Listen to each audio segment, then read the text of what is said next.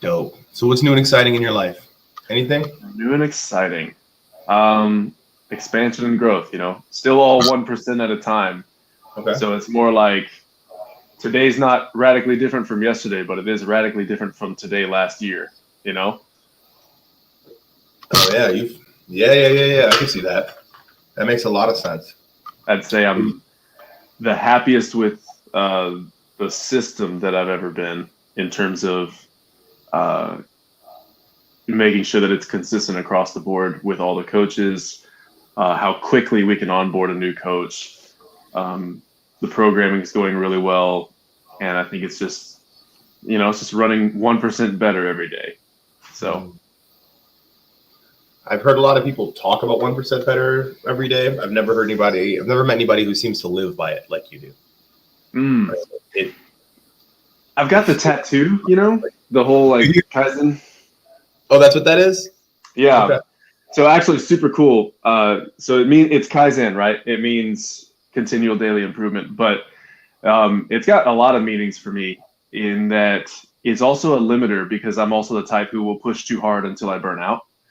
And so it reminds me to only get 1% better versus maximize the day. Like, no, I don't want to maximize the day. I just want to water the plants so they continue to grow. I don't want to drown them, So it helps me to stay centered. Like, okay, did you do your 1%? If so, you're done. Go enjoy life. You're a mammal. Mammals are built to lay around and actually enjoy the day. We're not built to be productive 24/7. And so, you know what? You asked me what's changed the most. It's been my mindset there of pulling back, slowing down, and just being a lot more present and enjoying each moment of each day. Also, fun fact, this top kanji here, right there, is also my son's name. And when we named him, we wanted him to be very adaptive and very malleable, very able to adapt to whatever.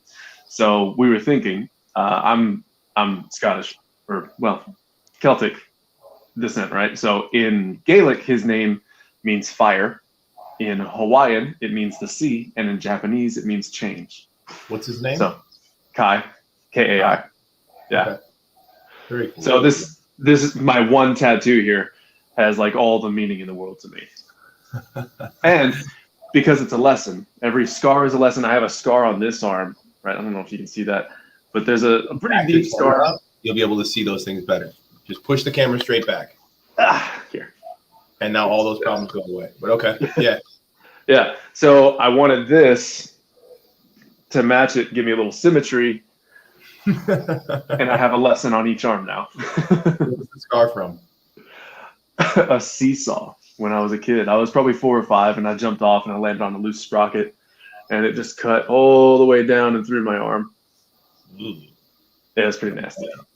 It was a lesson. Yeah. Well, what did you learn? Don't jump off of seesaws? Pretty much. Don't use seesaws at all. Yeah, it also kind of just set the tone like, hey, you're going to have to be very careful because you're clumsy. Is that a through line of your life, clumsiness?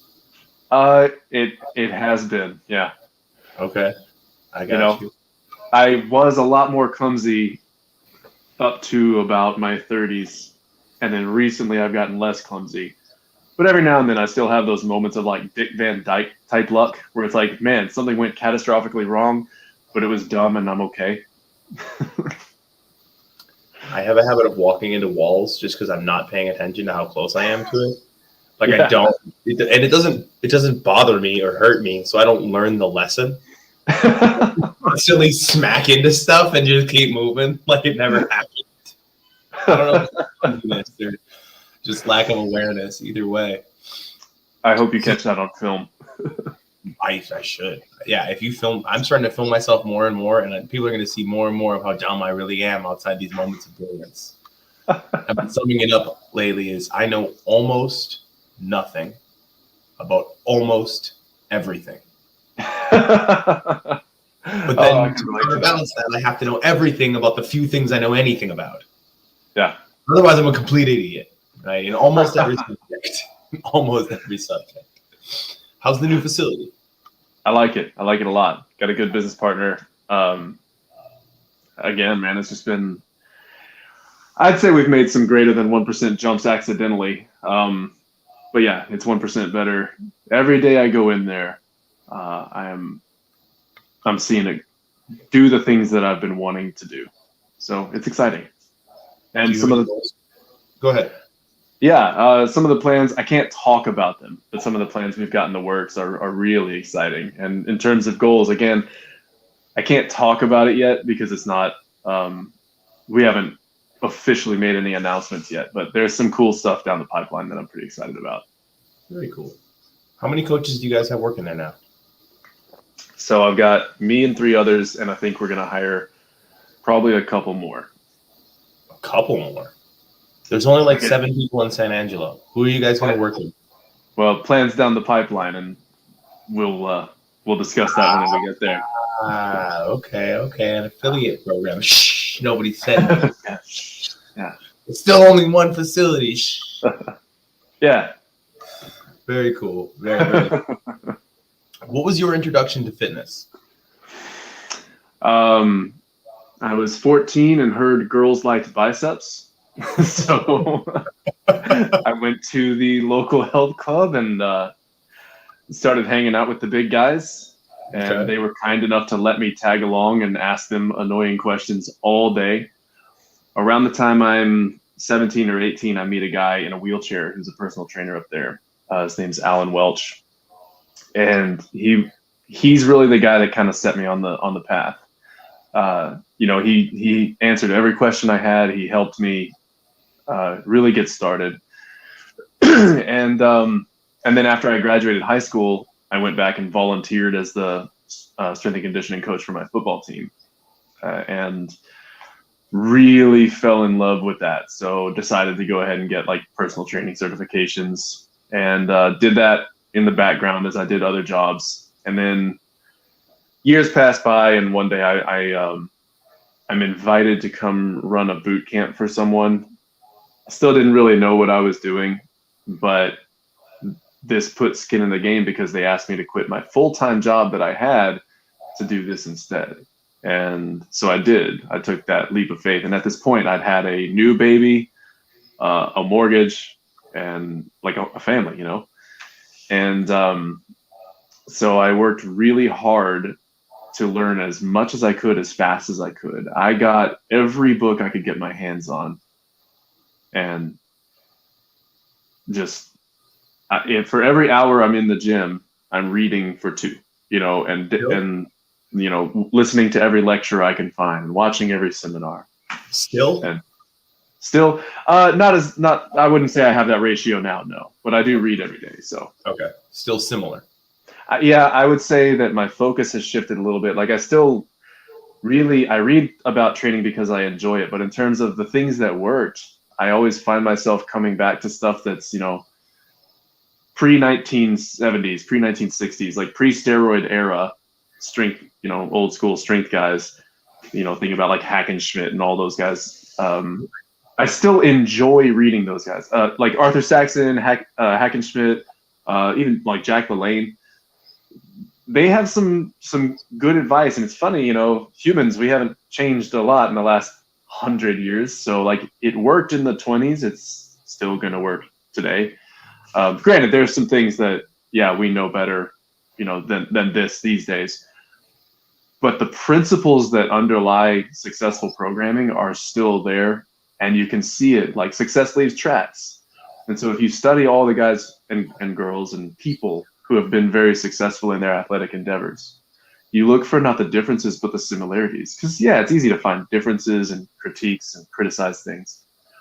But when you start looking for similarities, that's when you really start to learn, like, hey, I've noticed all of these people tend to trend toward this, right? Whether it's this mindset or this approach to training in terms of how they warm up, or this approach to training in terms of how they cycle and vary load and volume, and this type of exercise selection, which exercise selection I think is the thing that is still progressing just ridiculously fast. I feel like every month there's a whole, there's another thing that someone else has come up with that works very, very well, and the tools are improving. But again, you have to bear in mind too, this industry, the fitness industry, it's incredibly young.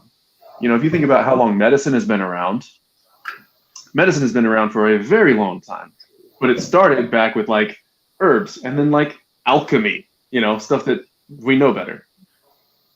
But that was a necessary part of the growth process until we're at where we're at today, where it's like, they're doing some pretty crazy things that are just absolutely miraculous.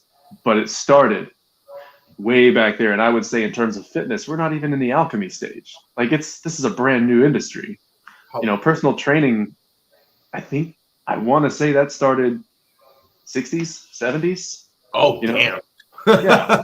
It didn't occur to me. Not that strength training hasn't been around. Like, obviously, strength training has been around for thousands of years, but hiring a personal trainer or a coach and going to a workout with that coach, like, this is an industry that's really new. So, and in terms of the actual science and application of it, like, we've only just really started studying that stuff. And anatomy, you would think anatomy doesn't change, but they found a fifth quad muscle not long ago. So it's like, come on. It's cool to watch it grow and evolve. And I'm rambling, but that's you why asked me how I got started on fitness.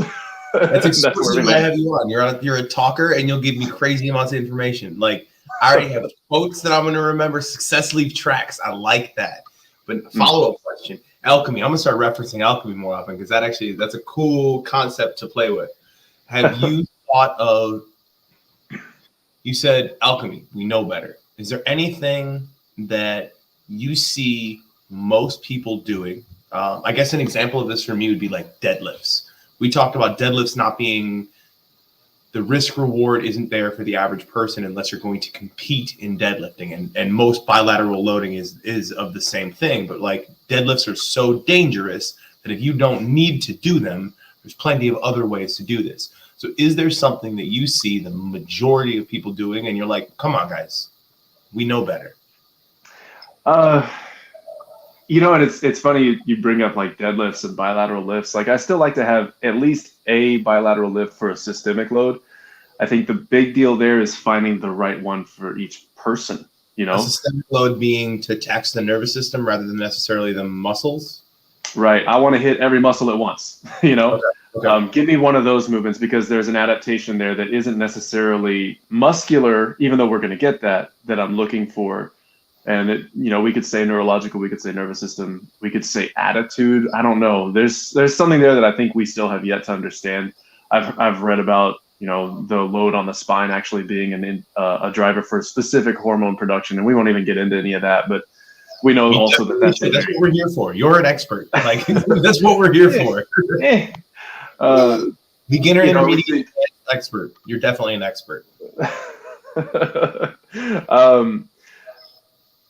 Yeah, so you think like, we can get a little boost in testosterone production from a heavy bilateral load on the spine. We can get a little boost in growth hormone based on, again, rep range, volume, and type of loading.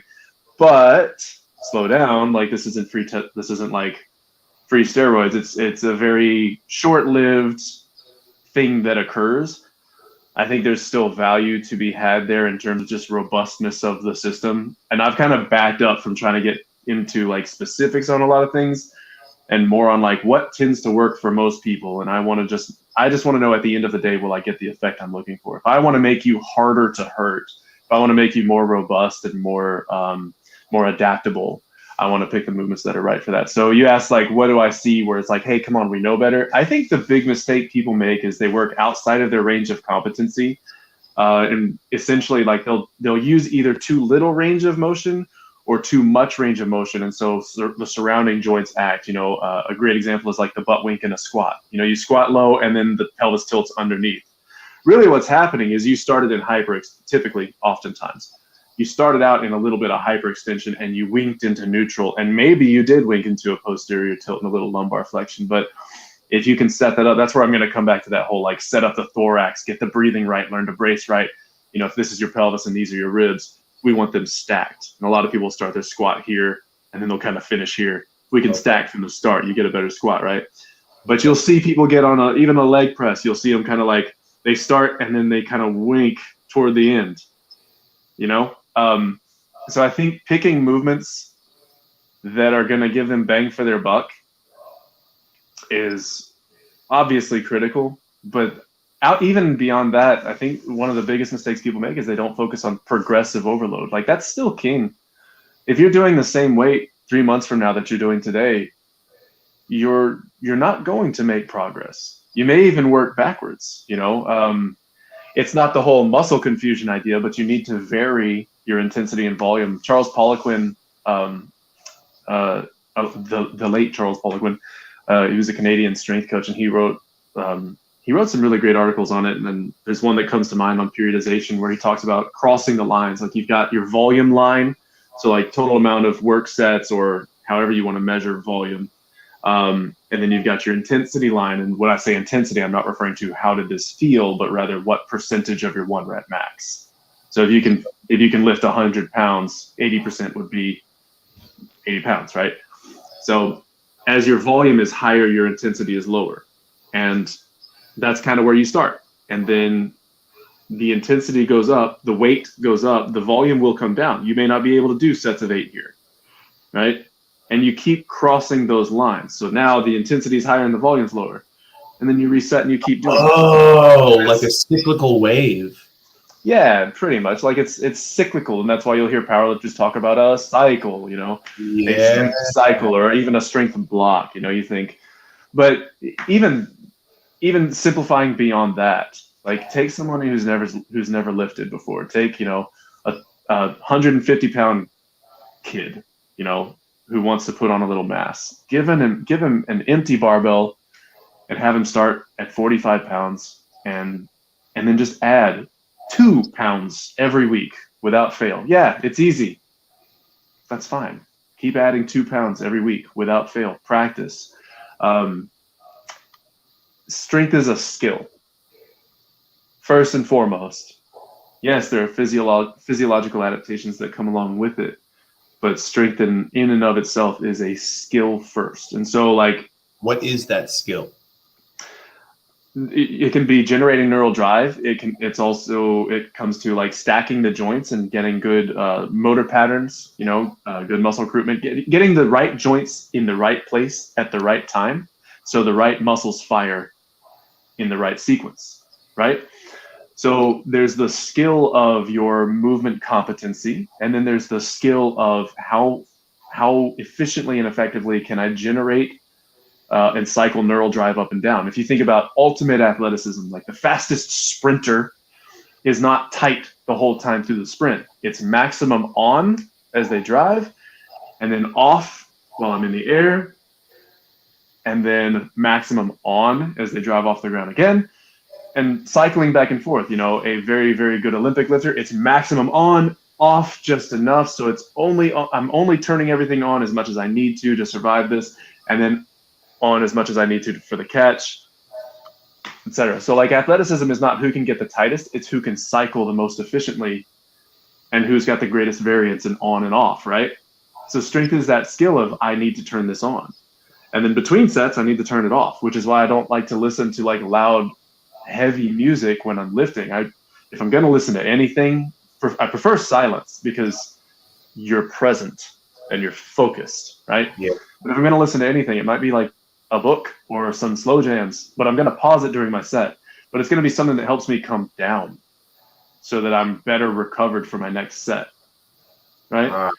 Okay. Kind of why I wasn't a big hip hop guy. And then I started listening to it during my workouts, and I realized I get it. The attitude is here, but it's mega relaxed. You know what I mean? Yeah. It's all about the flow. Exactly. All about the flow. Yep. So back to your question of like the mistakes that people make.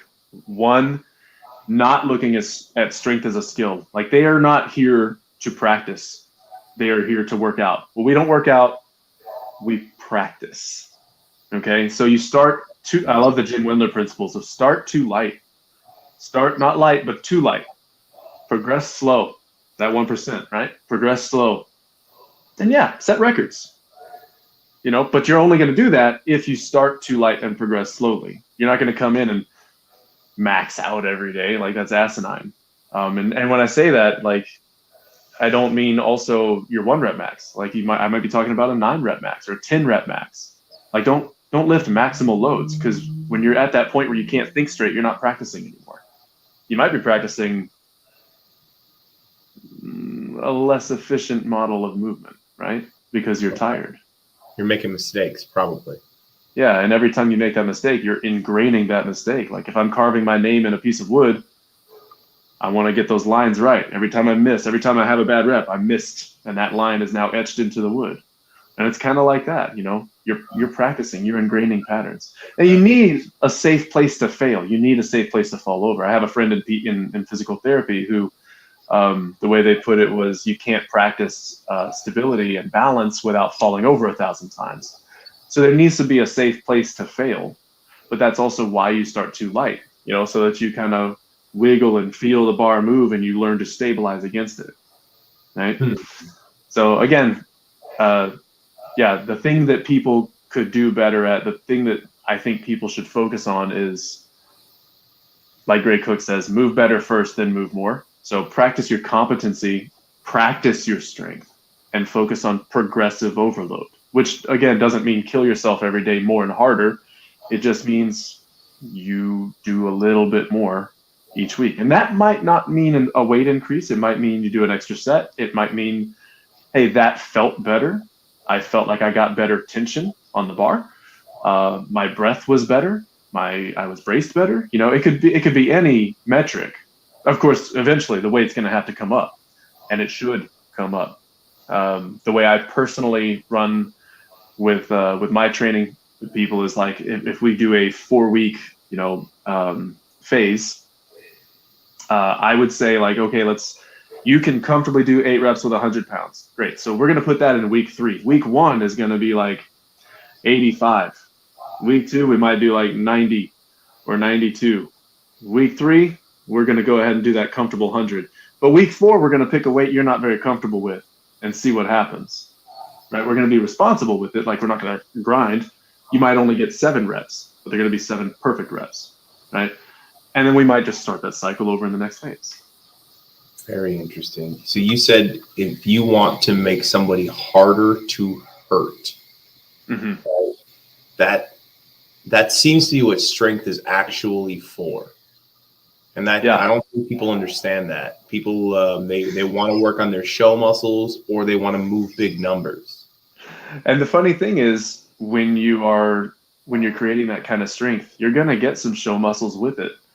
And it's going to set a better foundation for if you do want to do the whole bodybuilding thing. Like, your foundation's, again, pre-steroid era bodybuilders, massively strong. And of course, steroid era bodybuilders are too.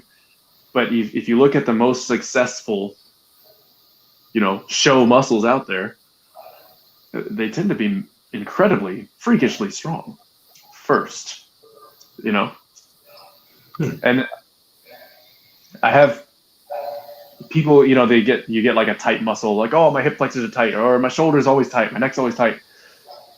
Muscles get tight when they're weak, because they have to lock. You ever hold on to something so long, like you can't really open your hand, right? Yep.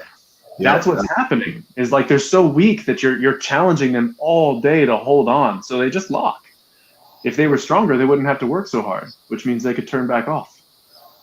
Get them stronger. Yeah, stretch them all you want, but get them stronger and make that your priority. And then I want to talk about stretching with you real quick, because I was working with a physical therapist, and he's actually I have tremendous disregard for the average person who comes up through the system for any sort of anything, right? Because it's just, the system fails in so many places, and it's so much about results first, and like the process second, right? But this guy actually was significantly more intelligent than most people I've met, right? And I explained to him the thing that you taught me, right? So this is the rubber band. We tie the knot in the rubber band, blah, blah, blah, blah, blah. If I pull it straight, it doesn't do anything to take the knot out. What he said was, recent research has shown that stretching doesn't do what we thought it did. Right. It doesn't pull the muscle back. It does the same thing that you told me that we needed to do. It tells the muscle you don't have to be tight anymore. It tells the muscle that it can untie itself. Yeah. And it does. Like, but you also have to bear in mind, like if you've got that knot, it's going to be more likely to untie right next to the knot. Does that make sense? Like if I've got uniform tension across the line, Yep. stretching will give me a uniform effect. Yep. But when you have that knot in the middle, I don't have uniform tension. Okay. So you're still likely affecting these parts over here. And this is partly anecdotal. Bear that in mind. I notice we tend to get a better effect if we just do some soft tissue on that spot first. Like I'm not opposed to stretching. I am opposed to stretching too much and the wrong joints. There's some things that there is such a thing as too much there. But I'm always going to look at, okay, well, what worked the fastest? What was the absolute most effective? And I don't very often see stretching being the most effective. That doesn't mean it's not effective. It's fine. But if I'm going to choose between a drop in the bucket and a bathtub, I'm going to pick the bathtub. And so I like the FRC stuff. It works really, really well. Pails Rails is incredible, right? These long acronyms, but it's very, it's nothing new. It's kind of similar to PNF stretching, but it takes the joint to its end range, and then you get strong. And when I say strong, I'm not just saying this one muscle, because you have to take the whole system into account. And that's another thing that I think people make the mistake of doing is they try to isolate muscles. But if you ever look at a cadaver, these muscles are not separate. It is one piece through. Yeah, that was the other thing that I learned from you and started noticing other people talk about it being more and more real, is that the reason that we thought that they were individual muscles is because we were doing all the work on cadavers, right? Like all of anatomy started with examining dead bodies, and then it turned out like, oh no, it's all one muscle. It's just different areas of those muscles. Yeah, right?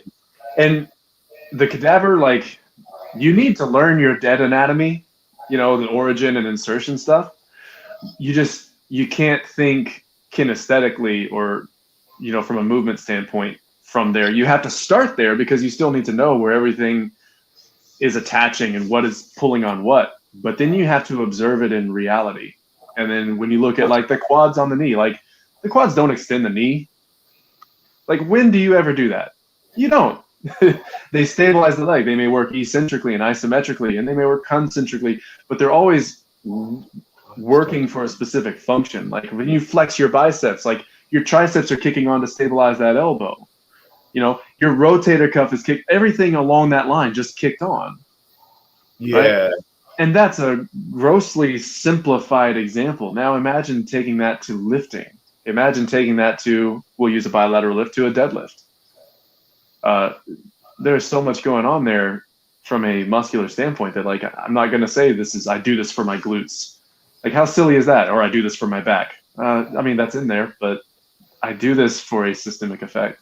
Coming back to the stretching and the FRC stuff, if I'm thinking external rotation, right? So I want you to get better external rotation at the shoulder joint.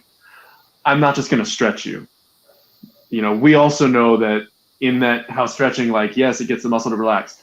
That window shuts after 10 minutes or so. You're just back to normal unless you challenge it with stability. But if I do this whole FRC, that's the functional range conditioning, if you're interested in digging into it, with Dr. Andrea Spina, I think is his name.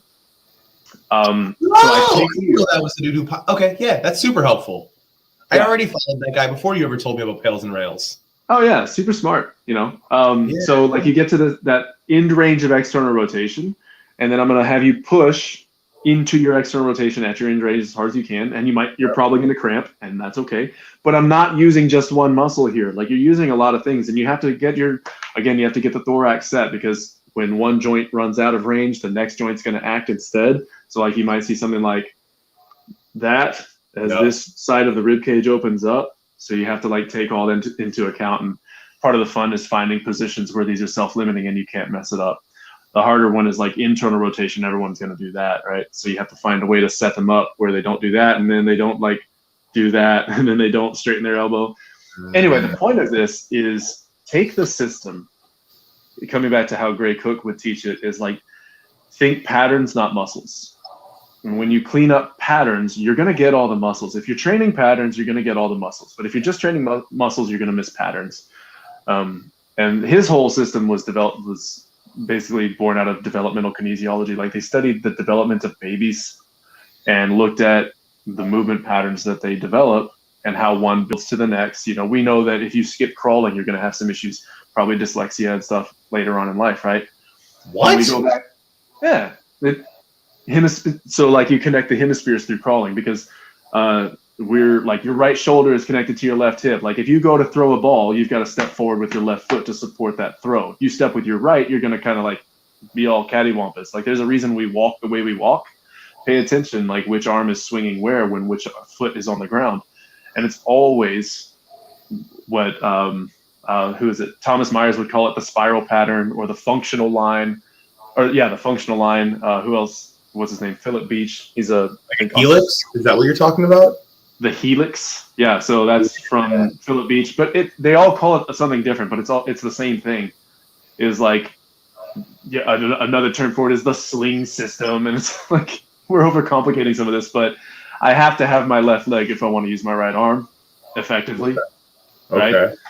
Right. So crawling sets you up for that. Because that's how you crawl. You're not going to crawl right arm, right leg, because the second you pick them both up, you fall over. Yep.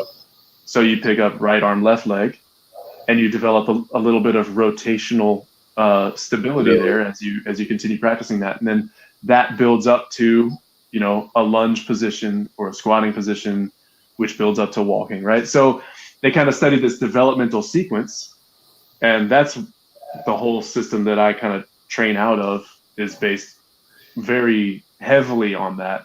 I wouldn't say entirely, but very, very heavily of like, hey, let's try to restore these patterns, you know. And when you do that, you get much, much better results much faster.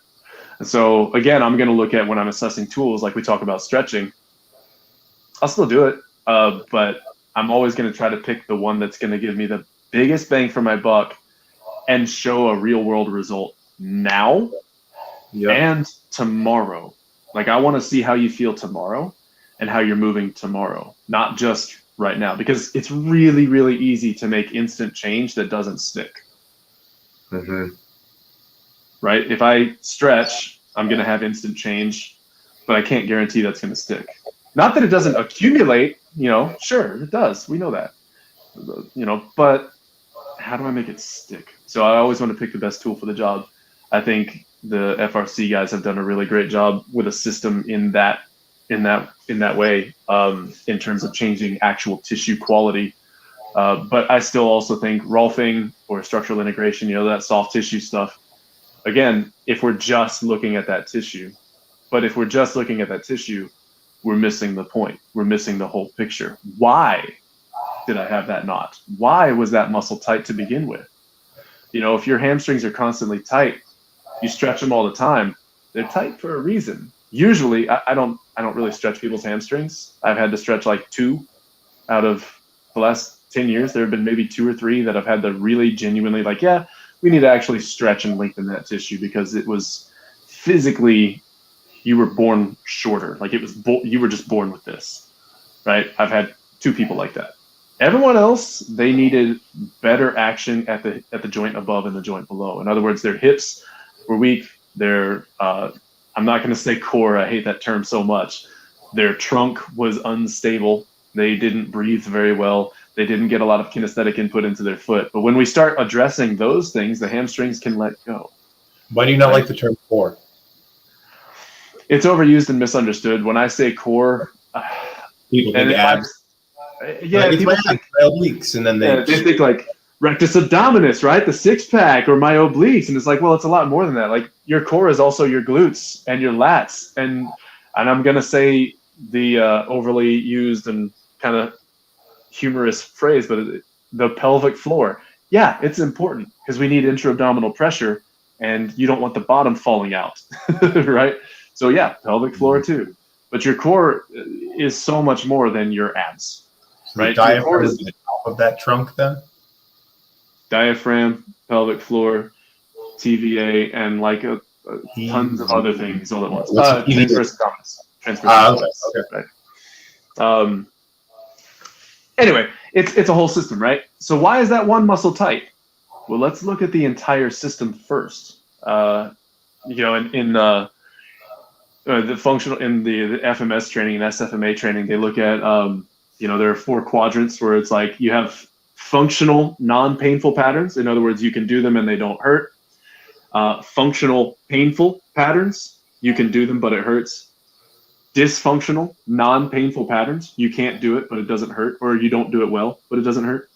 Dysfunctional painful patterns, you can't do it and it hurts. Well, if you want to address the patterns that create pain, you have to, 1, take them off the board. Don't work with those patterns right now. Give yourself a chance to desensitize to them and heal. Like this comes back to the low back stuff with McGill. But you go to the dysfunctional, non-painful patterns. Okay, these are the patterns that you're cleared to perform, but you suck at. Let's make you suck less at them and see what happens. And man, 9 times out of 10, the painful patterns, at the very least, improve. And sometimes there's permanent structural change. You're not going to fix that. If someone's had surgery or a torn ligament here or whatever. Sometimes things are permanent. That doesn't mean you can't improve the system around them and improve the patterns around them. Right? So why is that muscle tight? Well, that's the question, not how do I get it to loosen up? Why is it tight? So often it's tight because it's protecting that joint. If one joint doesn't have the stability it requires, the next joint is going to stiffen up to compensate. It's going to lack the mobility. If one joint doesn't have the mobility it requires, the next one's going to lack the stability. Yeah, right. So if your ankle doesn't have good dorsiflexion and plantar flexion, that mobility is going to move up to your knee. That's why you see so many like ACLs in sport. And then you see what kind of shoes they're wearing, and it's usually on a high top. But you watch soccer players, what kind of shoes they wear. They have very low top shoes typically. Their ankles move very, very well. And as a result, you don't see a ton of knee injuries in soccer that aren't like direct trauma. You don't see someone tearing an ACL just because they landed wrong as often as you might see in something like basketball where they wear more high tops. Interesting. Very, very interesting. So it's that whole and that's Gray Cook, Mike Boyle, the joint by joint approach where they alternate. And bear in mind, this is very, very simplified, like almost oversimplified, but it's the concept that you want to dig in is like, big toe needs to be mobile. So the joints in the foot need to be stable. So the ankle needs to be mobile, or Craves mobility. The knee. I've been doing that wrong. I thought my big toe had to be stable. I knew there was a move. The more I said it, the more I realized, no, I think I'm missing something here. Because I knew that the ankle had to be mobile, but then I thought the next joint was the big toe. So I was like, okay, so the big toe is stable. But then there's a whole foot in between there, and all those things do all sorts of stuff. I did 12 and joints inside the foot, yeah. So everything is broken. I hadn't jumped rope in 6 months, and then somebody called me fat, so I went and did a bunch of jump rope, and then I couldn't walk. It's been 3 weeks. 3 weeks, I'm still in pain. Oh no, man! I did it on tile with no shoes. It wasn't. I'm not an intelligent person sometimes. Anyways, there's a midfoot. I knew there had to be a midfoot. Yeah, I probably wouldn't start with jump rope on that. No. I tried to sprint on Thursday thinking I was okay. I wasn't okay. I was not okay. That was three weeks and a day after, and I still couldn't sprint. Oof. It's no bueno. What got you into manual therapy? Right, soft tissue work. Again, I just want to see what works the fastest, and consistently when we had a muscle that would lock and we understood the pattern that caused it first, that was one of the tools that I saw give the biggest bang for your buck, depending on the technique that you used. And so I would just watch people work with their clients. Clients and patients, who gets better fastest, typically and consistently, and who's worked with the most people, so just kind of stepping back and watching. When I send someone here, do they come back better? And it started out, I didn't have a lot of options here in San Angelo, and we still don't have as many as I'd like, but it's definitely gotten better. San Angelo? Yeah. That makes sense. So I had to go. I had to end up in. Yeah. I had to go elsewhere. So many questions of how you became who you are. You literally didn't have the access to knowledge next to you, so you had to go and study it religiously. Yeah. Had to. Yeah. That makes sense. Yeah. So it was okay. This tends to work, and especially when you see issues, they tend to be really, really common based on the culture. So like our culture has us sitting at desks very often. So we don't, and our culture has us, like I'm sitting on the floor right now, but our culture doesn't do that very much. Our culture sits in chairs, so we limit our range of motion at our hips and we don't move a lot. And these are the postures we spend the most time in. Now there's not a good or bad posture. There's not. Every posture is adaptable. This is a posture of repose and breathing. I can breathe better here. And this is a posture of fight or flight. I can fight better here. I can action better, right? The problems arise when you're stuck. What's that? Most styles of fighting would not put you in that position for fighting. No, I know you're kind of right down here, right? Yeah, you're more in the. You understand what I'm saying? Yes, like that open athletic, we would call it posturing. Like before the fight, you might puff your chest out, right? Yep. But you think fight or flight posture of repose. Now, obviously, like a real fighter's posture, yeah, you're braced, but you're not in a posture of repose, right? Okay. Right. So here I'm like totally chill and relaxed. Well, we spend a lot of time here, and some people get stuck here. And so the problems arise when you can't alternate between the two. That's again where we talk about that whole skill and motor competency thing. Is like you can't control your posture. That's the problem. It's not that you have bad posture. It's that you only have one. Oh shit! That's okay. That makes a lot of sense. That makes a lot of sense. So a good posture is a changing one. A fluid posture. Okay. In your fluid posture. Movement is life. Is that how you got into joint mobilization? Same as just like my client isn't able to do this thing. Let's send them over there and see what happens. I'm always like, everything to me is a means to an end. Like, okay, you came here because you don't want fitness. You want confidence and happiness. You want self-actualization.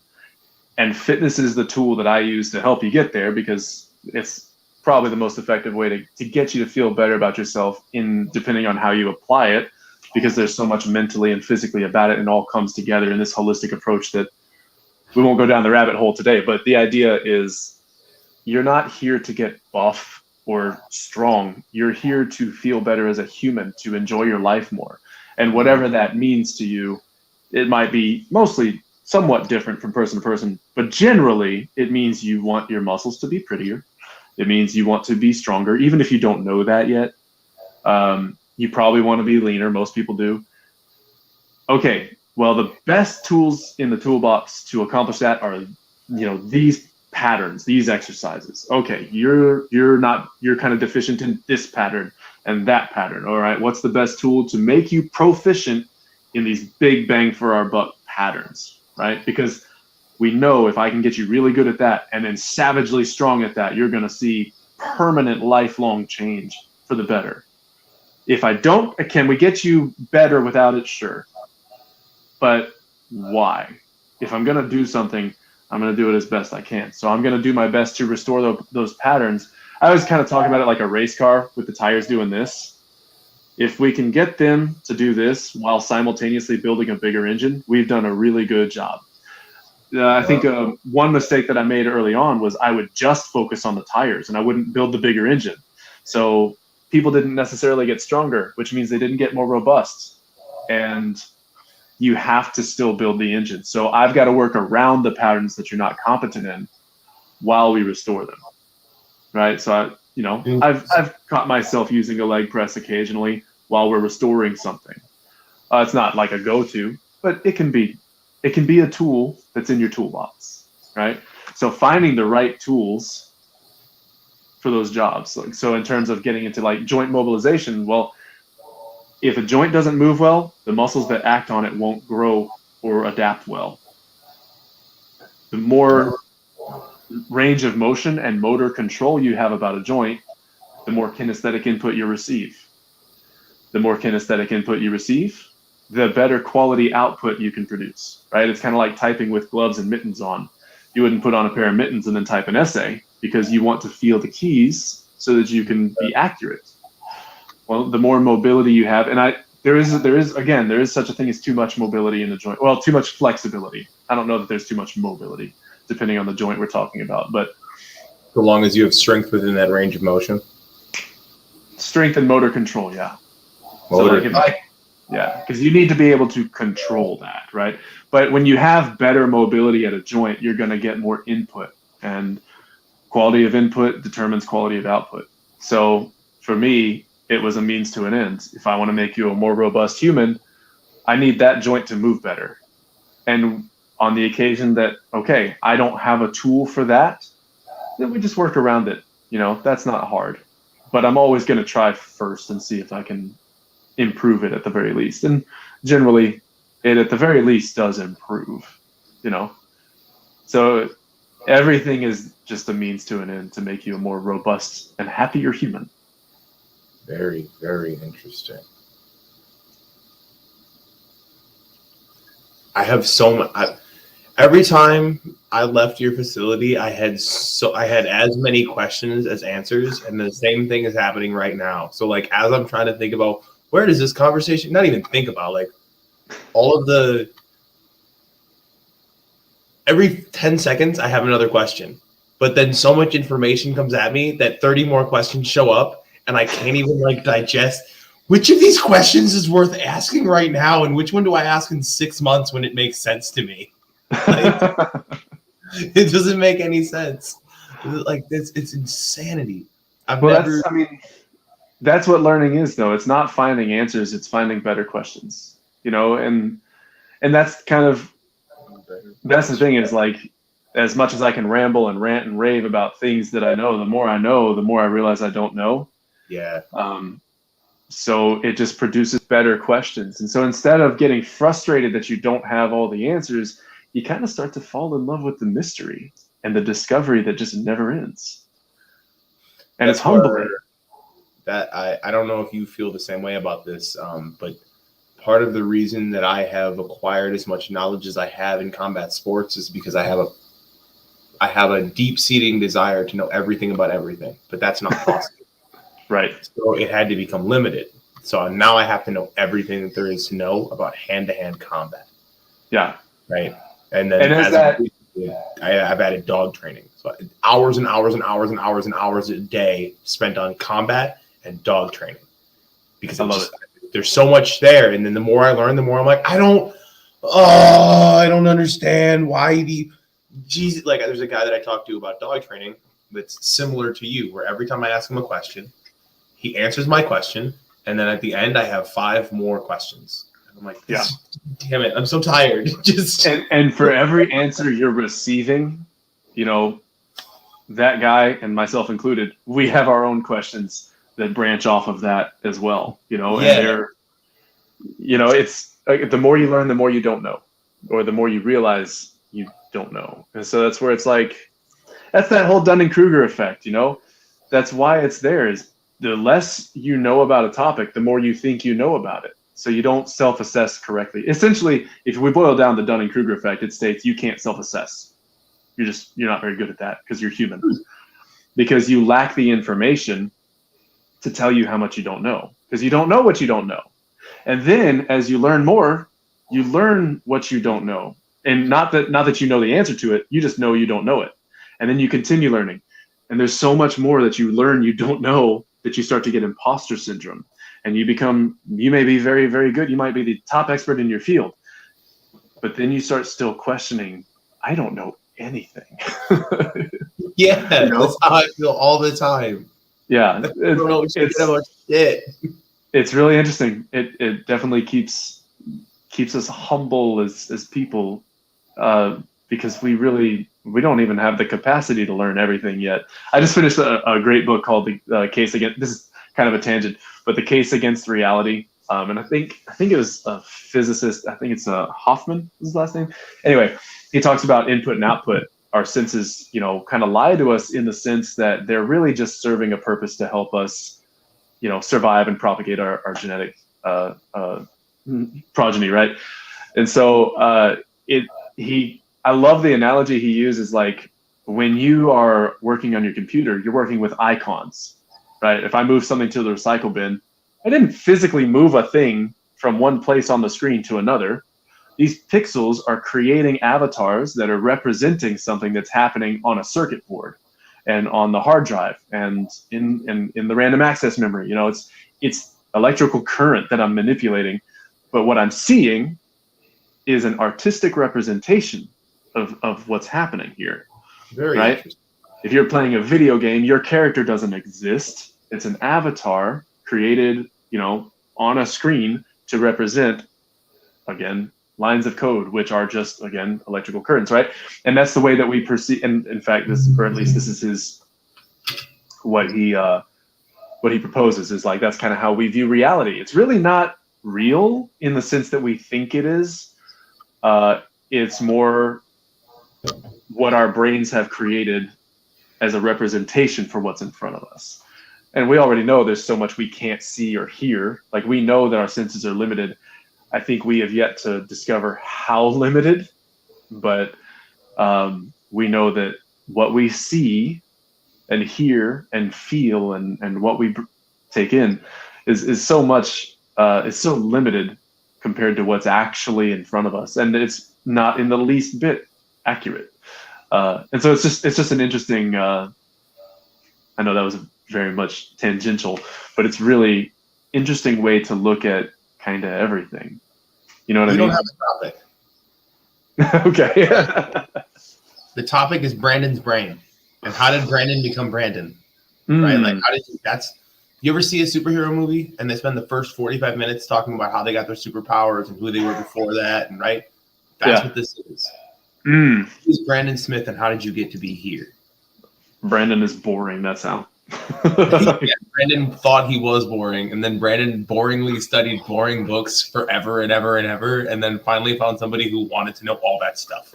Yeah, pretty much. Any of coming back to like strength and all that. Any high level of development requires a very high tolerance for boredom.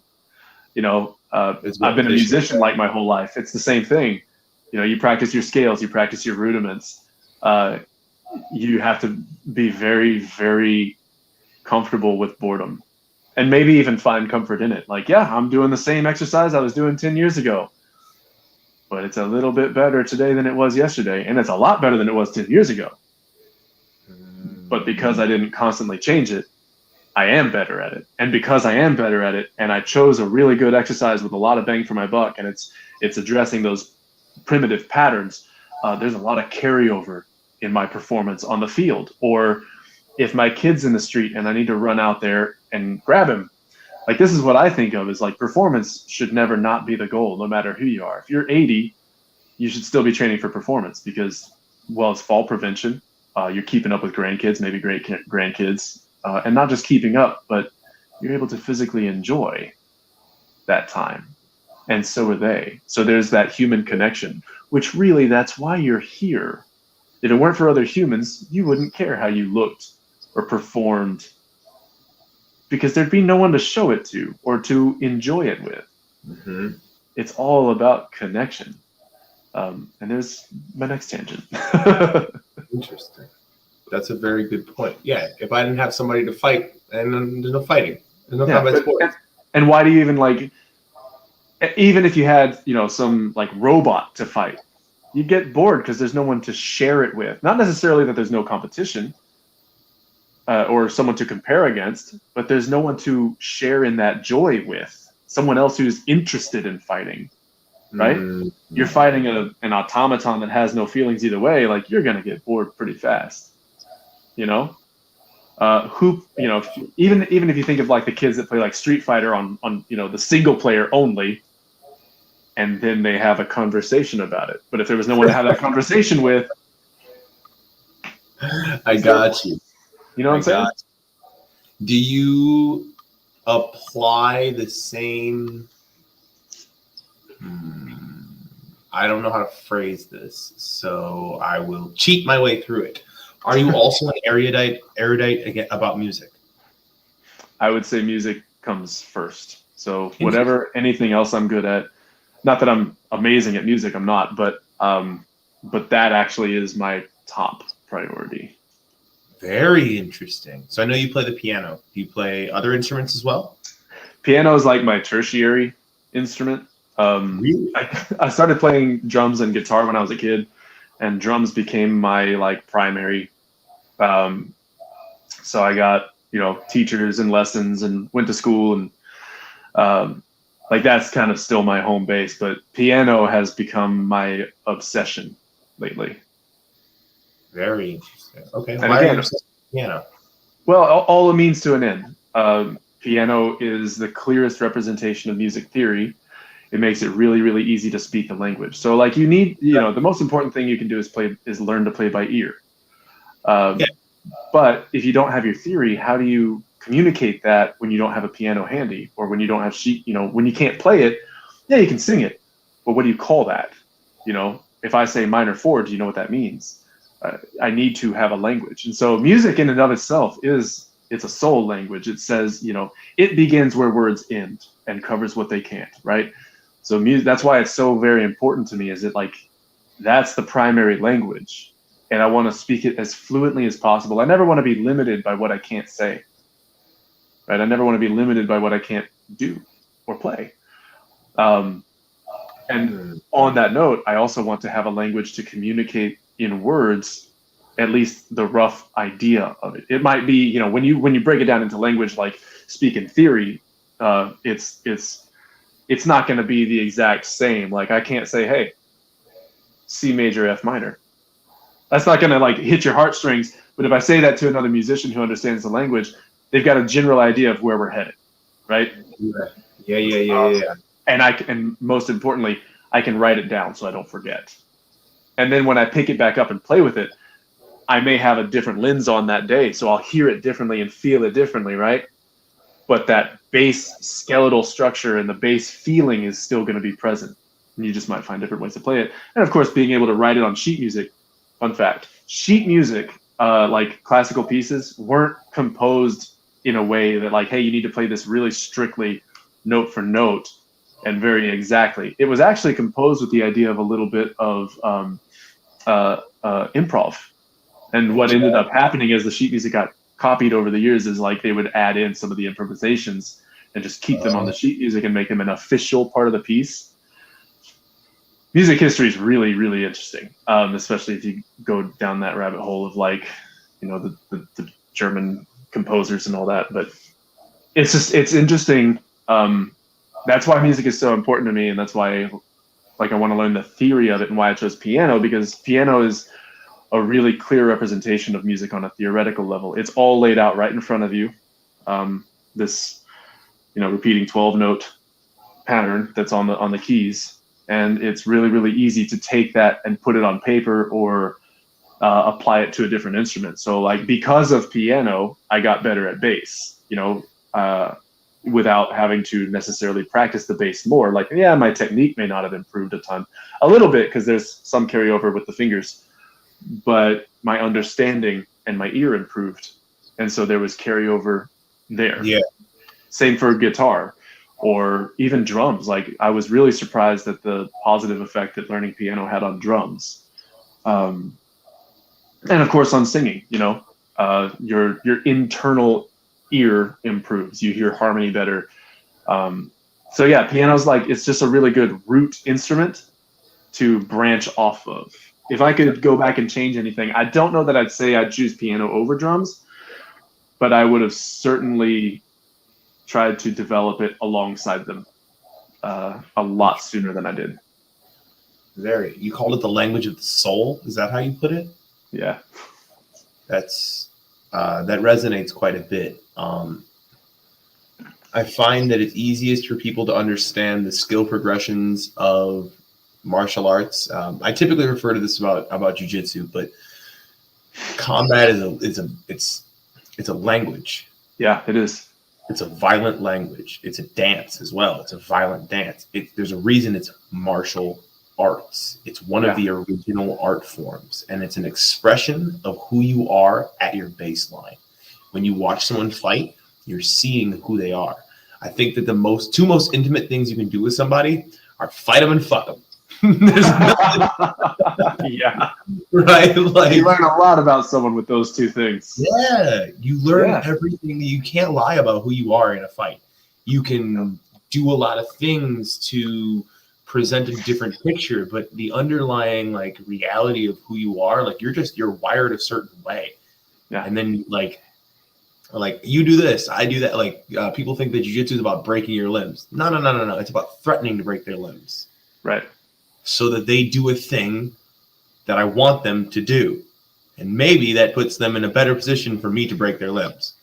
Or maybe it just prevents them from doing the thing I didn't want them to do. Yeah. It's just a threat. And you have to respond to it. Like it's tying these things, tying art to language. I'm gonna make my striking coach listen to this. And he probably won't say this verbatim, but initially he's going to kind of feel like, well, why are we listening to this one? But because of the amount of similarities in the way that you approach the program and the process and the references you can make to like movement patterns and like all there's the when I texted you and you said, oh, thank you for thinking of me. Yo, how could I not? I was offended that I was disappointed in myself for not having asked you sooner. I use a technique that you've taught me literally daily, every single day. Every single day, something that Brandon Smith taught me comes up.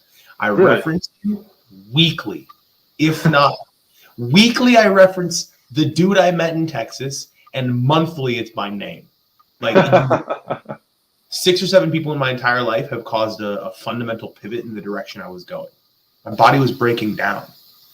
And everybody you talk to tells you, oh, it's just going to get worse as you get older. I was in an ice cream shop the other day, and this 15-year-old girl was serving some lady ice cream, and she told her like, oh yeah, I'm in all sorts of pain. And this old lady with her kid says, you're only 15. It's just going to get worse from there. So I pulled the little girl to the side and I said, hey, just so you know, there are people out there who specialize in alleviating the pain that you are in today. It's not the easiest thing to find, but it is possible. So when most people talk about things they don't know what they're talking about, they should just shut their mouths. Because how are you going to ruin someone like that? Yeah. Like I had so many. By and large, I am hesitant to go to doctors because I've been told so many times that there's nothing wrong, or I don't know what to do, or it can't be fixed. Like my son has a skin condition. He has eczema. Turned out he's allergic to eggs, right? I went to a dermatologist and you want to know what he told me to do? Don't give him baths, because giving him a bath makes it worse. Like what? Now he isn't wrong. There's chlorine in water, and the chlorine will dry out his skin and will make it worse. But I asked him why. He didn't know that. I happen to have worked in residential water treatment, which is why I know that, right? But it's an autoimmune disorder. You have a skin condition based on an autoimmune disorder. So we need to look at the autoimmune gut, right? Like, but he wants to put a Band-Aid on it and then say, hey, just don't punch walls and your hand won't hurt. Like that's you got to dig deeper to the why. Simon Sinek wrote a great book called Start With Why, and it's like that's one of those core values of, okay, I need to understand why I'm doing this, because if I understand why, at worst, it'll improve my compliance. But generally, if I understand why, I may be able to find a better way to apply it. If I understand why, I may be able to study better and learn more about the how. But you have to start with why. So why do I not give my son a bath? Oh, okay, well, let me dig into that.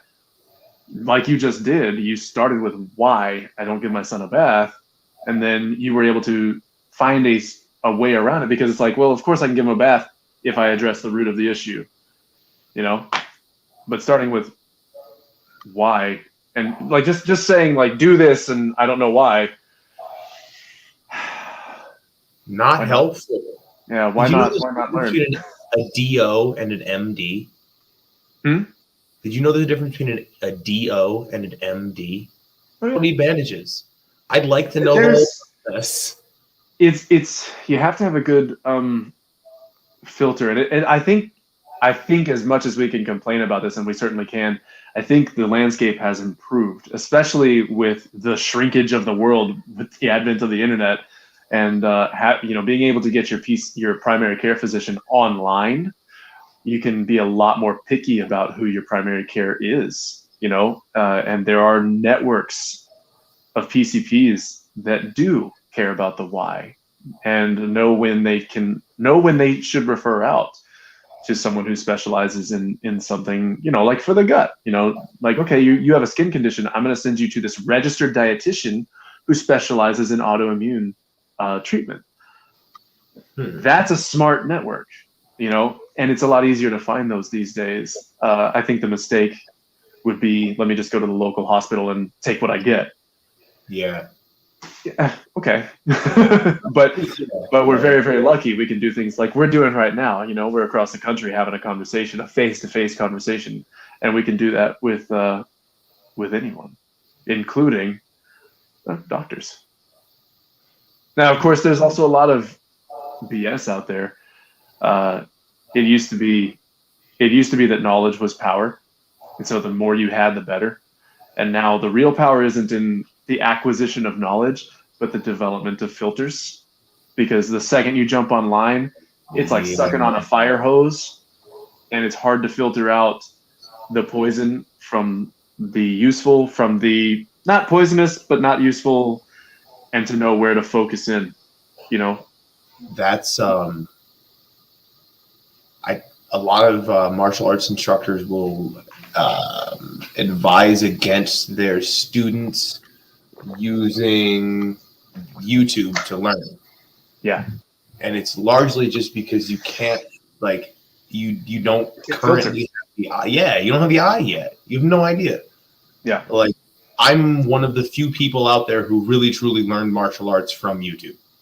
Right. And I did, because I also lived in a small place like you did, where I grew up 20 minutes outside of Milwaukee. There was no black belt in the state of Wisconsin when I started, not in Brazilian Jiu-Jitsu, right? It didn't exist. The first one showed up 6 months after I started training, right? But I didn't train with him. So the people around me were only like 1 or 2 steps ahead of me. I mean, if there was 100 steps, maybe they were 7 steps ahead of me. But there was no one. The very first person I ever considered my Brazilian Jiu-Jitsu coach, I met 16 years into training. He was the first person I ever met that I called him a legend, and he called himself just a link in the chain. He's the very first person I ever met that was far ahead of me on the chain, that he could look back and see the problems. Yeah. Other people around me could like watch what I was doing and maybe say, you should do this. But there was no whys. There was no, right? There was no guru in my area that could diagnose what was happening. Do you find a lot of people that are trying to like learn strength on their own, and you have to tell them the same thing? Like, you just gotta stop. You can stop. Like, you don't know what you don't know. You're looking at garbage. Well, yes. However, I no longer like offer help unless I'm asked for it, because you can't help it. You can't help someone until they've invited you to. So you just kind of have to let them do their thing, because the second you try to, for 99% of the time, and sometimes and so I'll have a conversation with someone, but they have to know first, and they have to invite your help. If they don't invite your help, you're probably just going to push them further into the unwanted behavior anyway. Interesting. I struggle with that thought. Well, I think the thing that helped me the most is physics applies to emotion. And so that whole, for every action, there's an equal and opposite reaction. Whatever you compress expands. If I try to push you to change your behavior, you're going to push back, even if it's subconsciously. But if I try to pull you and ask questions, and I ask the right questions, and I get you to dig and think about why you do some of the things you do, and you start to learn about yourself a little bit more. Again, I'm not pushing.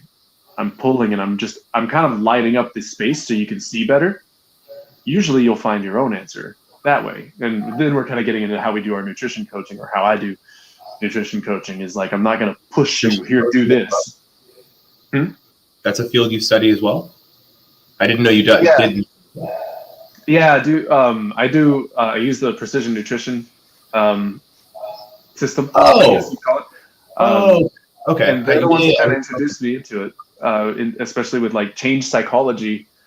Uh, and this is where like most of my reading goes these days is change psychology, because it's so easy to write a diet that'll get you shredded in 6 weeks. But how do I help the average person change their behaviors, which often have nothing to do with food, but food is like kind of a symptom? And oh, shit. there are a lot of conversations where I had a conversation with one of my guys. He was talking to me about like he'd lost 50, 60 pounds, and he said, I keep waiting for the other shoe to drop and for it to start getting harder, but it's getting easier, so I'm worried because I keep hearing that the leaner you get, the harder it gets. And I'm like, well, yes, in contest prep, or if you're doing a temporary diet, it absolutely gets harder. But if you're actually making successful behavior change, it absolutely should get easier. That's how you know it's successful, because you're doing the things automatically. You've set your routines up to automatically occur. When you've really made permanent change, it gets easier, not harder, because your body is the outward reflection of your internal environment. And it doesn't lie. It is very accurate. So as you change your internal environment, there's a lag there, but your body will catch up, right? And that's what's happening here is like his internal environment changed. He naturally eats a different way and for different reasons, and with a different level of input and a different level of mindfulness. And he does it automatically because we worked on that. We worked on this and this changed, right? I don't know how I got off on this topic, but No. Doesn't matter. I don't know. I don't know how you got here, but this is so much more interesting. I've already had most of the strength and conditioning conversations with you, and I've already asked you 2 of the 3 questions I planned to. Right? I told you there's no topic. There's no topics. The topic is Brandon's brain and how did he get here. I did nutrition stuff. Like we are going to have an off-air conversation about nutrition as well, because this is something. I don't know if you knew this, but I was morbidly obese most of my life. No, right? I met you when you were lean and mean. But it's a common thing I normally talk about, right? And then the people in my gym started writing down their calories because they were all trying to make weight for fights. Mm-hmm. And then I was like, well, okay, you guys are ready. I wonder how much I eat in a day. And I was averaging something like 4,500 calories a day over the course of a week. And I thought, oh, I'm only supposed to eat like 2,000 or something. So what happens if I limit it to 4,000 and weight started flying off my body? I did not improve the quality of my nutrition. I simply capped it, right? Yeah. From 4,000, I went to 3,500 and then 3,000. There were days along this process where the only thing I ate was Reese's Cups the entire day. Weight still came off. Yeah. You only eat 2,500 calories of Reese's Cups by 11 a.m. and starve for the rest of the day a couple of times before you start to learn, like, oh, okay, this doesn't work. Yeah. Right? It's not sustainable. It can be done. Exactly. Not that it should be done, but it can be. So I started naturally having to learn a little bit more about nutrition. Oh, something really interesting. And sorry, go ahead. Oh, go ahead. No. That was my whole thing. That was like. You kind of nailed it, man. Something really powerful that you did is you looked at your weekly average intake, not your daily intake. That's the clincher, man. You people look at it like, oh, I'll start tomorrow because I already blew my diet, so I might as well. No, it doesn't work that way. Like, you ate this, the next bite still counts because it's a bank account. If I have $100 saved up and I pull 20, just because I pulled 20 doesn't mean I should try to pull another 100, which is how people tend to look at their diet. Well, I pulled 20, so I might as well go ahead and pull the rest. In for a pound. No. I ate a French fry, so I might as well eat a Big Mac. Like, no. I ate this, so I'm going to go ahead and have a gallon of ice cream. Oh, slow down. That one, if you notice the pattern there, is that whole like push-pull of like, well, I've been pushing myself and restricting. And because every action has an equal but opposite reaction, your emotional reaction was the opposite, right? Versus when you change your internal environment, you were increasing mindful awareness of what you were doing and stumbling your way through, experimenting and failing forward, learning. I ate Reese's peanut butter cups and I lost weight, but man, that felt awful. Let me try this. Hey, that was less bad, right? You ever play, I don't know if you're a gamer. Do you play like Dark Souls or? I haven't, but I know a little bit about it. It's kind of that, like, that's the concept those games are built on. It's like, yeah, you die a lot, but it's not because it's hard. You die and you learn. Like, oh, okay, next time I'm going to try it this way. Really? Oh, okay, I learned a little bit more each time. And then eventually, that boss fight gets easier because you learn. I start playing Dark Souls now. Yeah, you need to. You'll like it. Go play Elden Ring. That's the most recent one. Negative reinforcement. I would say positive reinforcement. Like, I died, but it's the challenge. It's there was an experiment. This is a common thing. There's 4 quadrants of learning. Have you studied learning theory at all? A little bit. Right. So there's positive, negative. Right. So I can add something to increase a behavior. I can remove something to increase a behavior. I can add something to decrease a behavior, or I can remove something to decrease a behavior. Negative reinforcement is removing something to increase a behavior. So you put a piece of cheese at the end of a cage and you line this is a thing they did with rats, right? There's cheese at the end, run over there, you get your cheese. Awesome. Then they electrified the floor. And at low levels, like a 1 out of 20, the rat ran faster to get the cheese because this stimulation, they wanted it to go away. And they recognize that if I got over there, it goes away, right? So all of these I fucked that up. Okay, all right. Here's how we do this a little bit better, right? Like that little it, and then if you jack it all the way to 20, they take a step on it and they're like, nope, not worth it, right? So that's when it becomes a punishment. That's when it decreases the behavior instead of increasing the behavior. Things that are heavily ingrained, right? So it's the idea of throwing either a chain or an elastic on a barbell, right? So they talk about it being to teach you to drive through the whole way, right? But what it does is it gives you like a mild increase. And if you can get through this, it's going to be easier later. Yeah. If I can just get through this, it'll be easier later. So it's negative. You don't really like what's happening, but it's reinforcing because if you can get through it, it's even better at the end. Yeah. I'm very much a negative reinforcement type of person. Fail forward. I can tell. If you just give me like, yeah, I gotta fail. It's interesting the way that you put that out, though. How, at very low levels, it would increase. I would say it would increase their skill, versus at very high levels, it would shut them down. Right. Yeah. So that comes down to skill acquisition. Is you want to take your current level of skill plus 1. So like coming all the way back to the beginning of our conversation where we talk about what do people mess up? They don't focus on progressive overload. Current skill level plus 1. Not current skill level plus 20. That shuts you down. Current skill level plus 1. Slightly uncomfortable. With diets. With what? That's a problem people have with diets. Yeah, absolutely. They jump into a diet and they're like, okay, no carbs. That's what we're doing. No carbs. And then 2 weeks what happens? No carbs so much. This is so hard. Yeah, that's skill level plus 20. So they shut down and go and eat their peanut butter cups and Big Macs. But coming back to your dietary approach is like you took a very holistic fail forward approach, current skill level plus 1. Well, your current skill level was, you didn't know anything. So it was like, well, I'm going to just reduce my calories a little bit and see what happens. And so you learned about how to do that. And then plus 1 from that was like, okay, I'm going to cut my Reese's peanut butter cups off at this time so that I only stay under these calories. And then you learned from that and your skill level went up. And yeah, it's this, you could say negative reinforcement, but I'd also say it's positive reinforcement depending on which direction your eyes are focused. If you're looking, we always say like, don't look back, always look forward. Like, no, you kind of have to look back because that's where the reward is. The reward is looking back and seeing how far you've come.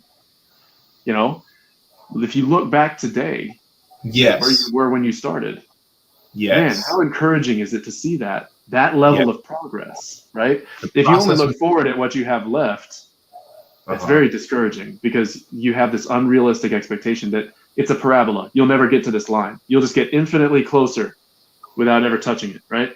Yep. So while you should probably look forward at all times, you should also take plenty of time to look back and see where you came from. And reflect is the reward in the process. Okay. Yeah. That makes sense. And appreciate where you came from. That's another tangent, but yeah, it's really interesting. See, and that's the kind of stuff that like, I always look for those like universal principles. What's something that applies no matter what we're talking about? Well, that's one of them. Current skill level +1. Too much will shut you down. You know, the whole physics equal and opposite reaction. Like these are all universal principles, which is why like physics has become really interesting. I'm not a physicist by any stretch of the imagination, but I really enjoy reading books written by physicists because these principles tend to apply universally, philosophically, emotionally, spiritually. Like these principles apply across the board. And so I don't know, it's cool when we have conversations like this where you can see the connections. Again, success leaves tracks, right? Look at the similarities and not the differences. You know?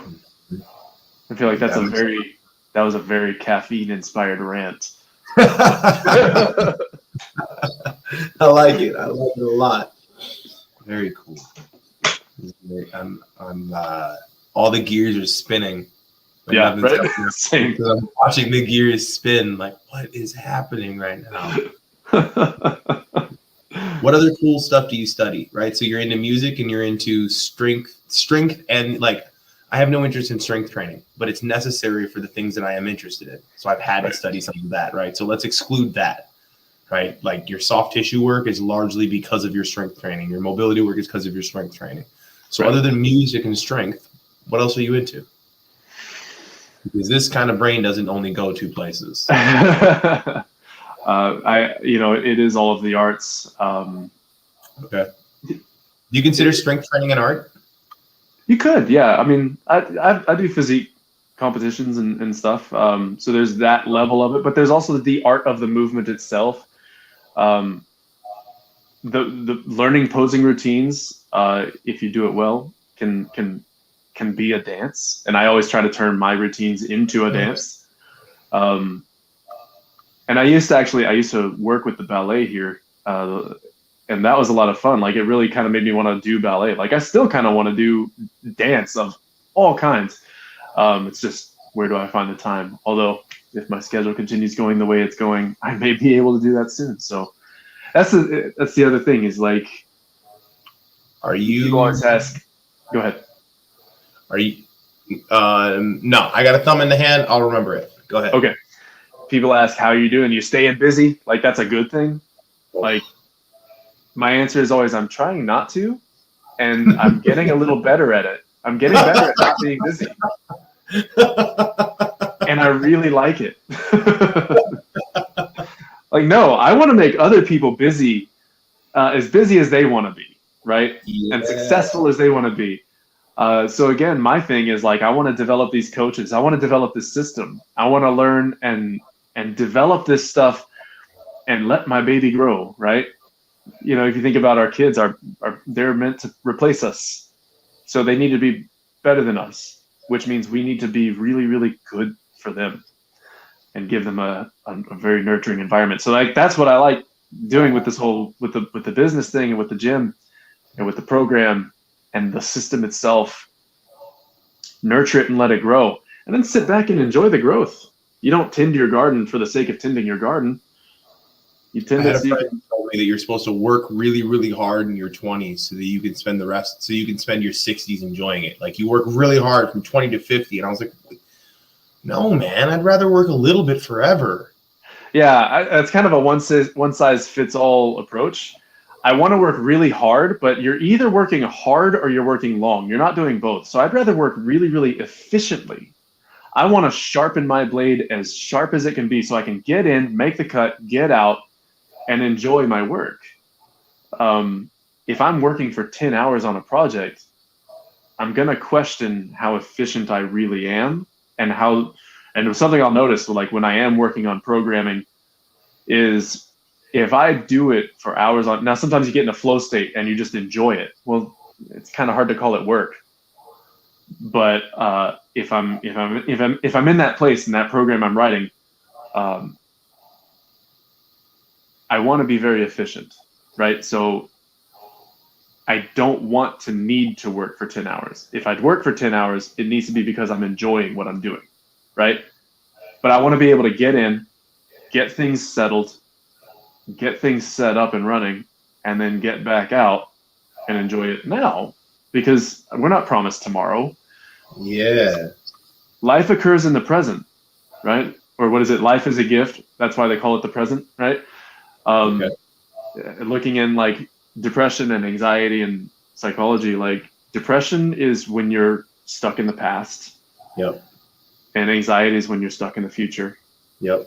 And contentment is when you're present, right? So work hard, yes. Does that mean work long? Like I always laugh when, not laugh, but I would say it kind of makes me sad when someone says, "Oh, I work so hard. I spend 3 hours every day in the gym." I'm like, you're not working hard. You're just working, but you're not working hard, because if you're working hard, you're done very quickly.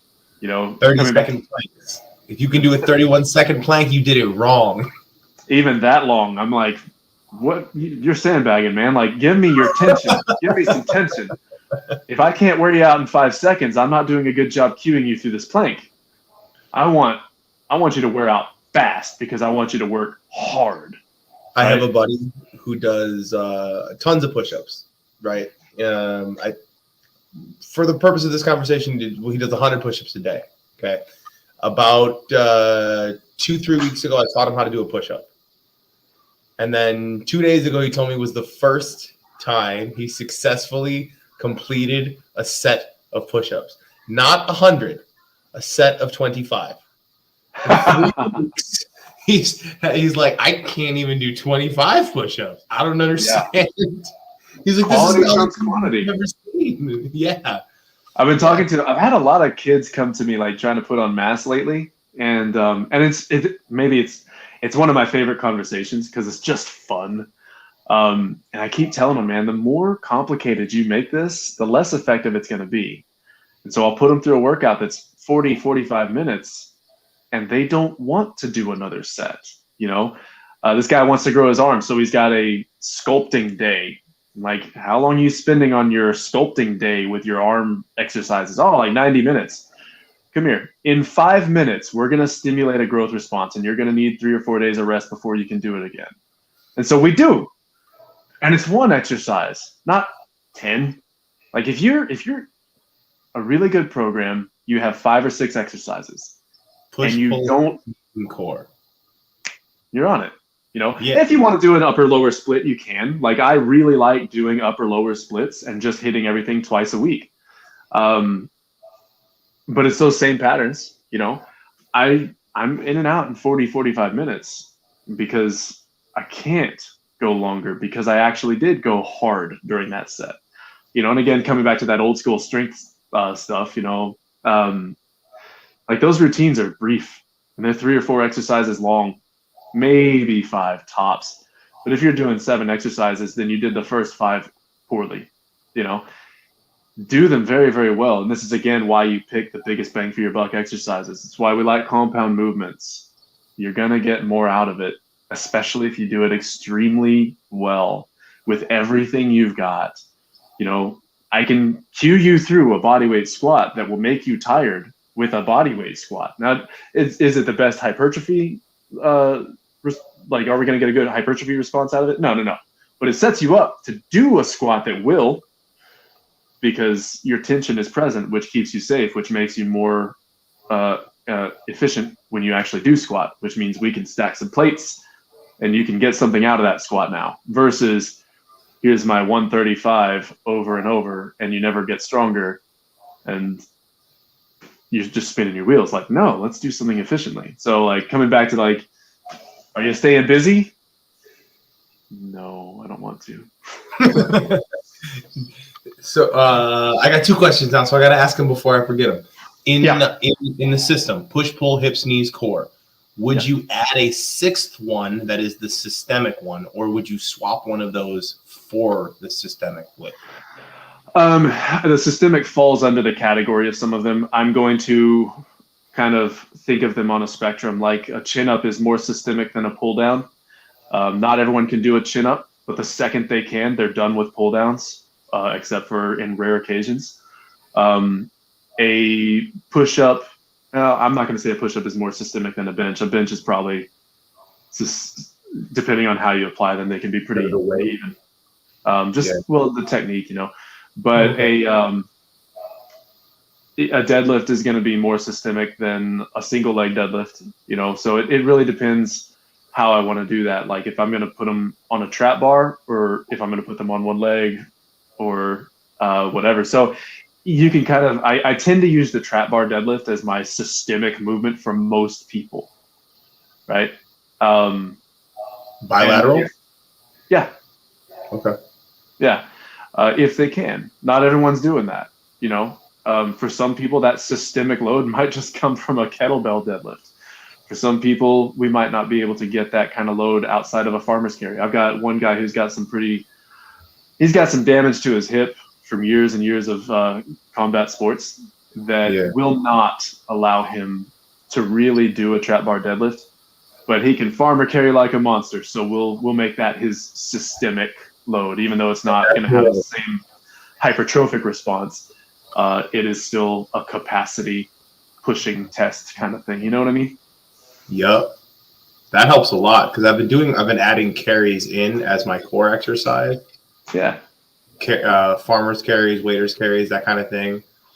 So knowing that that's a systemic option, because I don't want to do a lot of heavy lifting. The odds of injury are too high. I went and it wasn't even that much. I think I did doesn't matter. I did a weight that I could have definitely done had I been deadlifting on a regular basis, but I did it after a 1/10 of a mile farmer's carry, 2/10 of a mile farmer's carries, right? And I felt something. I felt like my transverse abdominis move. I was like, oh, that's not good. Okay, that's not good. And I put the weight right down. And then I took a minute and I was able to do the weight totally fine with better technique, right? But I put that in there specifically because I remember that on deadlift days, I would go right home and take a nap. So I wanted to go do a heavy deadlift because I needed to sleep. Yeah, just help me get to bed. I got you. Yeah. That makes a lot of sense. The second question. Has your day shifted more towards coaching coaches than coaching the individual athletes now? It's getting there. Yeah. And soon enough, it'll probably be 50-50, and hopefully in a couple of years, that'll shift even more, depending on how some of our plans go. I'll never stop coaching people because I really, really enjoy it. And it keeps, and again, like if I'm not doing it myself, I can't teach it. So like if I ever stop, then I have lost the right to teach it. I like that. You have to be practicing it, because a lot of the lessons I learn while I'm coaching people. I come up with something. I say come up with something. I think there's one thing that I've said. I think maybe there's one thing I've said or come up with that I can take credit for, and everything else is just a regurgitation of someone smarter than myself, or at the very least, someone who's been further down the road than I have. And the same applies in the gym. Like I'll come up with a variation of something or apply a lesson that I learned elsewhere that also applies here, but it always happens in that moment. And it's in that moment, okay, I'm going to go write this down and add this to my system. And I've just been doing that over the last, when did I start? I started in 2006. So however many years that is. Years. So do you find more joy in this? Well, I guess it'd be three different things. That's not the right answer. The part of the question I actually care about is, do you think you'll get to a point where the only individuals you're working with outside of coaches are like projects? Like, ooh, that one. Like you'll walk in the room, like when we leave New Jersey, if we end up back in Wisconsin, it's very unlikely that I will work with any and every fighter. Just because I'm not, I don't want. There's too many of you that are crazy. There's too many of you that aren't going anywhere. There's just, but like that guy, yeah, I want to work with that guy. I'm interested in that guy. What do you mean? That guy's there's like, some of that. Nah. There's something in that guy. I want to work with that guy. Yeah, right? I enjoy the projects, but they're not what keep me good at what I do. So I always have a project. There's almost always someone. I've got a couple right now that are a lot of fun. But I will always still want to work with people who need the help the most, and equally as importantly, want it the most. So whoever wants and needs it the most, that's generally who I want to work with, because those are the people that I can have the biggest impact on. And it's that ripple effect. If I help you, you can help someone else. Dude, your network is spreading out in New Jersey. Seriously. I had tiny little chicken legs. And now people are like, how'd you get your legs so big? Like, what? My legs? What are you talking about? But now almost every single time I go to the ground, I do a split squat. Almost every single time. I just fix the movement. And then, once a month, I have to teach somebody how to do a split squat because they've asked me a question. And I'm like, yo, you got to stop doing this thing, do this thing. And then I have to go back down to my bad side looks like my good side did when I met you. And I didn't even strong side and your stronger side. Yeah, my white belt side, my black belt side. My white belt side, I like that. It's like my black belt side used to look. That's awesome. Right? And I didn't notice until one day I did them in the opposite order, and I was like, oh, this is ridiculous. This is crazy. I didn't even know I could do this. I almost accidentally did a single leg squat the other day. I didn't even know I could. Hey. I had like a hurt foot or something like that. So I went as low as I could, and I'm like, I'm like an inch away from being able to do. I could definitely do this. That's awesome, man. That's come a long way then. And all it was is just 150,000 split squats per day with zero body weight. Time, zero load. Yes. Time under high tolerance for boredom. Yeah. No, I don't have a high tolerance of boredom. What happened is you taught me how it was stimulating. Yeah. I have zero tolerance for boredom. Zero tolerance at all. But when you give me, when you tell me every single thing that's happening and I have to process them all at the same time, that's fun. Yeah, I like that. Well said. Yeah. So that's the only reason I can do the same thing over and over. It's because I understand, like, okay, here's all the things that have to go right. Here's all the things that have to go wrong. Keep that in check. Oh, something's going wrong. Oh, something's going right. Okay, something's going wrong. Like, it's a constant, like, little, you took a step this way. You're not, stop, do that. Yo, no. Back to the thing you were doing, right? But when it's just, I'm out. Yeah. That's why I don't lift weights as a general rule. Because the idea of going on a bench press machine and moving this thing up and down, like, that sucks. Oh, gross. Very gross. Now you're into practicing. I'm into learning. Yeah. I'm very much into learning. I like to laugh and I like to learn. Those are the most important things to me. In all of the qualities that I could have, laughter and learning are the most important things to me. So, that's good stuff. The last question I had prepared was, why do you do what you do? It's funny because that answer changes over the years for people, Like, why did I start? Well, why I started and why I kept going are two incredibly different answers.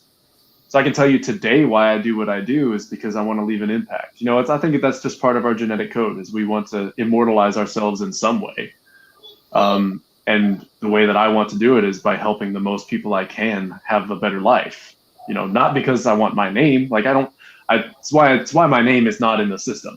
Like it's not Brandon's coaching. It's training from the ground up because the system should survive the creator. I didn't create it. I learned it and adapted it. But everything is iterative over, let me get back to the question. Why do I do what I do? Because I want. That was all still part of the answer to the question. I want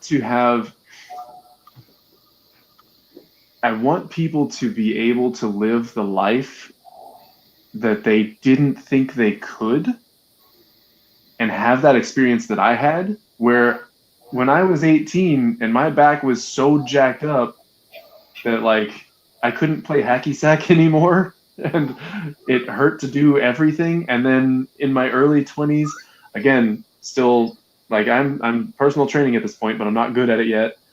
My back was so messed up that I couldn't hold my kid and get him in and out of the car. Like my wife had to do everything. And then it got bad enough that I needed assistance in the bathroom. And then to go from that to setting personal records in powerlifting meets without any pain at all, and never being the strongest, but definitely being respectable, doing things I never thought I could do. That feeling of everything really is possible, and I don't have to be limited by what I can't do, means I can fully embrace and enjoy the present moment. And I want everybody to have that. I want everybody to realize there's more hope than they thought there was. And even if they're already hopeful and they're already healthy and they just want to get better, that's cool too. And that's super, super fun. Let's see how far we can take your potential, right? If I'm going to do anything, I want to do it to the best of my abilities. And that means living. So if I'm going to be alive, then I want my life to mean the most it possibly can. And I want to have the biggest impact it possibly can for people, for those around me. And I'll measure that by how impactful they are on the people around them, et cetera, right? So I guess I'd say, I'm going to preface this with one of my favorite stories. You know, kids walking down the beach, and there are thousands of starfish washed up on the beach. Stop me if you've heard this one. Kid is throwing them back into the ocean one at a time. And he's doing this for a long time. You know, just picks the starfish up, throws it back into the water. Guy comes up, he says, you know, you're not going to save them all. Essentially, you can't change the world. And the kid looks at him, picks up a starfish and throws it into the ocean. He says, I just changed the world for that one. And that stuck with me, man. Like, you absolutely can change the entire universe for one person. And then that person can change the entire universe for another one. And that cycle can go very, very far. And so I want the ripple effect to be a positive one. Yeah, that's why I currently do what I do. You absolutely did that for me. Like, when I started going to a chiropractor when I was 8 years old, because I used to walk lopsided. I would be leaning all this direction because I was in so much pain when I went back to neutral. So if I wanted to go to neutral, I had to quit going, shift to this side, right? At 8 years old, right? When I was 17, I got an x-ray, and the man who took the x-rays or who reviewed the x-ray said, I've never seen anything like this. I've never seen someone of your age you have the x-ray of an 80-year-old man, short of any sort of catastrophic injuries, car accidents, and people being x-rayed immediately after. I've never seen anything like this. I've been in pain for as long as I can remember, right? My wife told me I was a baby one day, and I got mad at her, and I was like, yo, no, you don't understand. Like, I only tell you about the things that are giving me real problems. And then I started talking about the 11 other things that were hurting at that moment. Yeah. You were the first person who showed me that it was possible to get out of pain. Right? Like, really, truly, thank you. You literally changed my life. You are the most redeeming factor about San Angelo, Texas. The second one is the food. You guys have way better food than most places do. I know you're from San Angelo, but for the life that I lead in, San Angelo sucked. But you kicked ass. You are awesome. Thank you so much for all the stuff that you've done for me, all the stuff that you've done for all the people that are not going to take the time to let you know of it. You are absolutely having that ripple effect that you want to have. Like, it's truly, truly powerful. Dude, that means so much. Thank you. Do you have anything else you think the people need to know?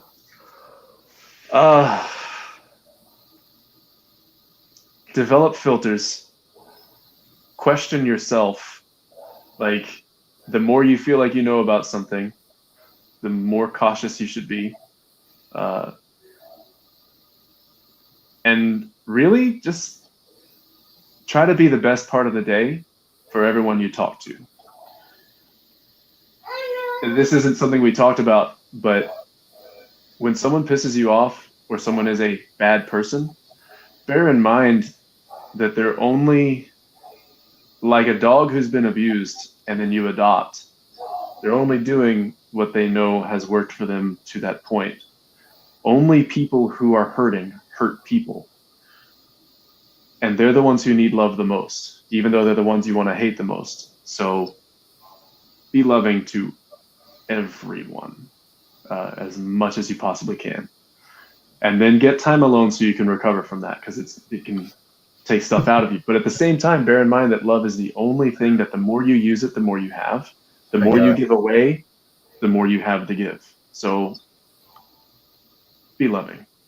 That's probably the only thing I have to say that has nothing to do with anything we talked about today. But it might actually be an underlying theme for everything.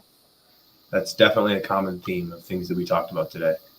So this was one of the most interesting conversations that I've had, and it was very much unlike any of the other ones.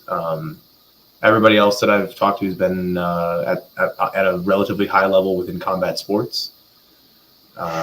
So you're the first time I'm branching outside of that, and I'm interested in doing more and more and more, because this isn't origins of a fighter, it's origins of an expert. So thank you for being my first expert outside of my field. Thank you for thinking of me as an expert. Dude, you don't understand. I ended the